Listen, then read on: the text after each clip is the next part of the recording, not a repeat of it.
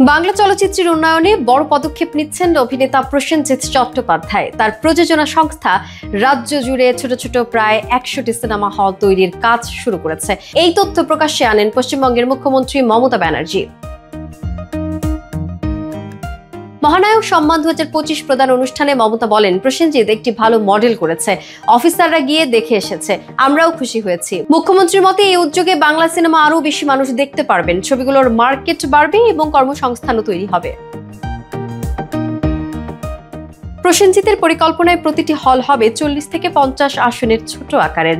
মূল লক্ষ্য আধুনিক শহর ও মফস্বল ছাড়িয়ে বাংলা ছবিকে পৌঁছে দেয়া রাজ্যের প্রান্তিক দর্শকের কাছে।